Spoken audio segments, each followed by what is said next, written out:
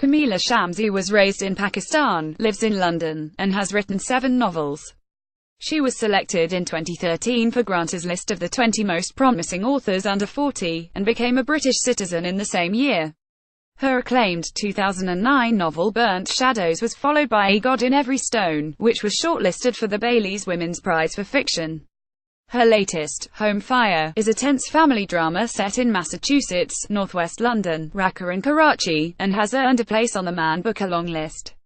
Inspired by the conflict between love and moral duty in Sophocles' play Antigone, it tells of a tightly knit trio of orphaned siblings, sensible elder sister Isma and the headstrong twins Anika and Parvaiz, who are divided by romance, sex and the vampiric forces of Islamist fundamentalism. The radicalization of British Muslims is a major theme not just of news reports, but in drama too, with Peter Kosminski's The State on Channel 4 last week. Is it in danger of becoming the go-to plot for modern thriller writers? I don't have much time for the idea that art is some languorous thing on the sidelines, and that you have to wait 50 years before you address a subject. It is true some simplistic, stereotypical pieces have been written about what is going on and radicalization is a low-hanging fruit, but I don't think a serious artist, someone like Peter Kosminski, would take that route. And I don't think a novel can be reliant on news headlines. We are accused of sympathizing if we say that a young man who goes out there is anything other than a monster. What was behind your own take on homegrown Islamist terrorism? I was really intrigued by the way most people assume Islamic State propaganda is built on violence. Research by Charlie Winter, Senior Research Fellow at King's College, that I looked at shows much of it is about a sense of belonging and of state building. It is not that I believe is really planning a welfare state equivalent out there, or anything like that. It is the fact this side of it has not been told. I also felt we are accused of sympathizing if we say that a young man who goes out there is anything other than a monster. There is more sympathy for the girls, as if grooming can only apply to girls and be about sex. Much of your new story pivots on secrets kept from loved ones. Is writing a secretive process for you? The secrets kept inside this book are damaging, whereas a writer aims for their work, with which they have an intimate relationship for a while, to ultimately come out in print. And certain kinds of secrets, like those of my character Parvaiz, are a lie, and that is another difference. When I finish a draft I might show it to someone. I talked to the writer Gillian Slovo, who the book is dedicated to, this time because she was writing a play, Another World, with Nicholas Kent for the National Theatre about the same thing. Batting ideas around was enormously helpful. There is a joke in Home Fire about the perils of Googling while Muslim. Did this worry you as you researched the online recruiting of radicals? I was surprised by the extent to which I was conscious of this. I found myself building up a justification as to what I would say if someone came to ask me why I was looking at these websites. This included saying, "Listen, I have been on Radio 4. There was this sense of living in a surveillance state. My agent knew what I was working on, but I found myself doing strange things like thinking I had looked at too many of those websites in a row and so I should look at some pop culture. Certain images I absolutely didn't want to see, so I relied on others who have seen them.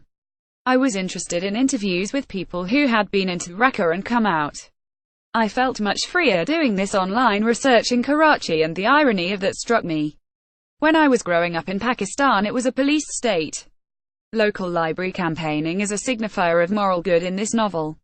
Are you, by any chance, a fan? It was a pretty dreary time when I was growing up in Karachi under military rule. I was an obsessive reader as a child and there were not a lot of places around to get books. I would read one a day, put it down and have to pick another one off the shelf. The British Council Library, in the wonderfully named Bleak House Road, had high ceilings and long fans. Looking through the stacks is such a visceral memory for me. One of the sad things about the War on Terror was they had to close it down. But they have just opened it again, and above the entrance they have these pictures of writers from Karachi. And I'm up there. Seeing that was one of the nicest moments of my life. Powerful family bonds are central to Home Fire. Do you regard blood as the strongest link between people? If someone is a horrible person, they are horrible whether they are in your family or not. People don't get a free pass because they are related to you. If anything, perhaps you are more tough on them. But where it gets complicated is if the person you think is horrible is loved by your beloved aunt. I don't have such a horrible person in my family, but I do have beloved aunts. The person I am closest to is my sister, so my sense of what a powerful sibling relationship can be must come from that. In London, I have made a family of my friends. What matters in the end is the quality of the relationship, whether it comes through circumstance or blood. A passage in the novel plays with the idea that watching the Great British Bake Off might be seen as a mark of patriotism, like Norman Tebbutt's infamous cricket match test of immigrant loyalty. You are a relatively new British citizen and a devotee of cricket. Where do you stand on Bake Off? I had never watched till last season. I had to see what everyone was going on about.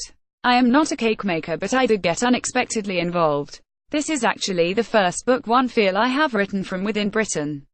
That is not about citizenship, though, but about living here for 10 years now. What getting the passport did was to remove the anxiety. I had always wondered if I would be able to stay if the laws changed. I had a sense I had got to be really good and stay under the radar, and I would probably have been more nervous about writing this book if I had still been on the verge of citizenship. Being a citizen makes me feel more able to take part in the conversation. I noticed the first time I used we, as in we British, was after the Brexit vote, as in what have we done. This may actually be a feature of being Pakistani, though, in that you need things to go disastrously wrong before you feel involved. In men's cricket, it is always the Pakistani team for me. I went into Lord's to watch the women's cricket final as a neutral, because there are players I love on the Indian side. But at a certain point I just found myself cheering on England surrounded by all the other supporters. Home Fire is published by Bloomsbury on the 15th of September, £16.99. To order a copy for £14.44, go to guardianbookshop.com or call 0330-333-6846. Free UK PP over £10, online orders only. Phone orders min PP of £1.99.